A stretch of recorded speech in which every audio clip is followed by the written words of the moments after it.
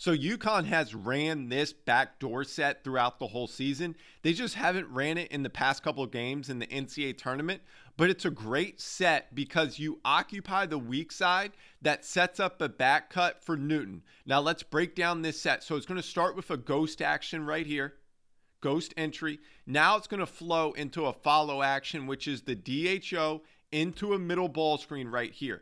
Now this is all to occupy the weak side right here. Now, one other part you got to recognize here is after this follow ball screen right here, you have a stagger away action. So it's a veer stagger away.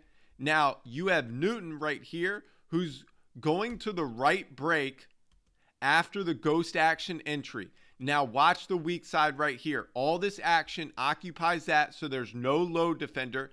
Now Newton does a great job of setting this up right here with that quick step uphill, and that's going to set up his wide open back cut for a finish.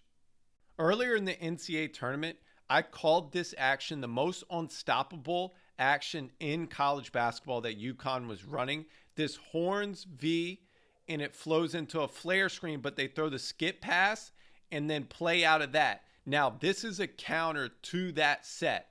So it's going to start with that same horns V step up. Now, Spencer right here is going to come off the flare screen right here from Caravan. Now, they're going to throw this skip pass opposite to the 5. That's the key right here. When you recognize that their 5 is opposite, they love to skip the ball there. Now, it looks like it's going to be a zoom action right here. So off that flare screen, they can flow right into a zoom action, which is the down screen, into this DHO. But two of Purdue's defenders go with Spencer right here. Now, when they go with him, it's going to be an easy slip cut right there for a dunk. And the other thing you have to recognize why this action is so difficult to guard, look on the weak side right here. You have a down screen set because they can keep flowing if they don't get this initial action. So that's why the slip cut right here is open for a dunk. Purdue went to a logo ball screen action against UConn in the championship game. And we did a breakdown earlier in March Madness of why the logo ball screen can be successful. Now, let's detail here of what Purdue did and why they got an open shot. So it's going to start with a down screen opposite right here. So you can see the down screen. Now they're going to flow into a hand back right here. Braden Smith's going to receive the hand back. Now he's going to turn the corner and get to about 16, 18 feet right here in the mid post area. Now Zach Edey is going to come from the top of the key and set a logo ball screen right here at about 14 feet. Now on the weak side, we have movement right here with two shooters.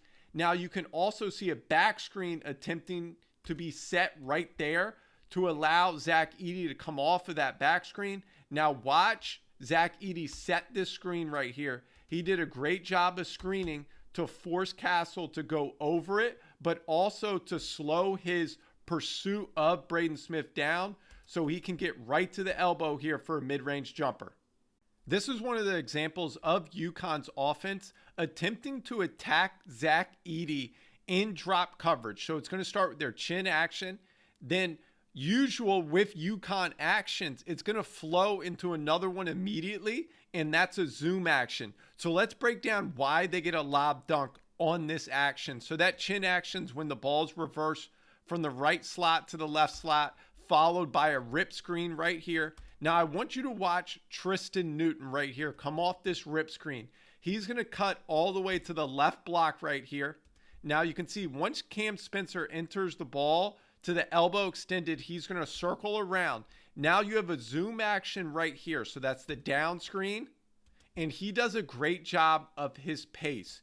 Because Purdue's being physical right there and trying to wedge over top this down screen, you can see he's going to fake it, break contact right there, and then come off the down screen into that DHO. Now, this is the important part right here of what UConn was attempting to attack Zach Edey in drop coverage. So you can see the roll is going to get behind him.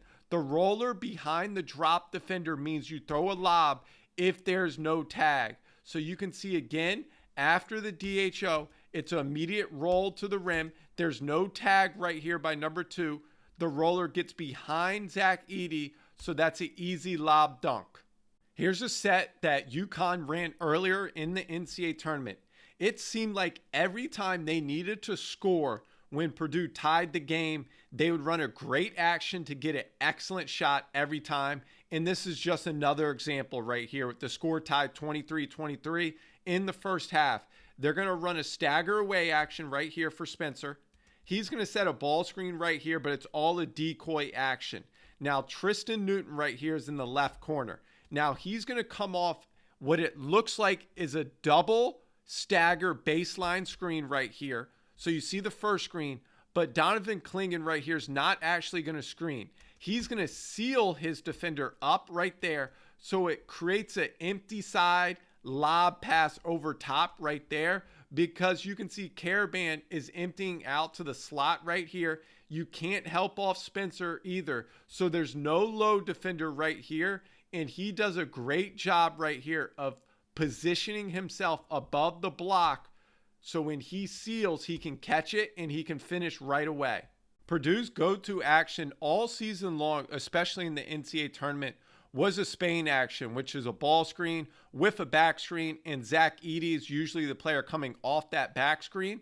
Now, here's a different variation of it. So it's going to be a handback here, or a chase action with Braid Smith coming off right here at the top of the key. Now you can see the back screen right here for Zach Edey. So he's now rolling to the front of the rim right here, with Braden Smith having a slight advantage getting downhill here. Now he's going to throw a great lob pass right there to Zach Edey for a dunk.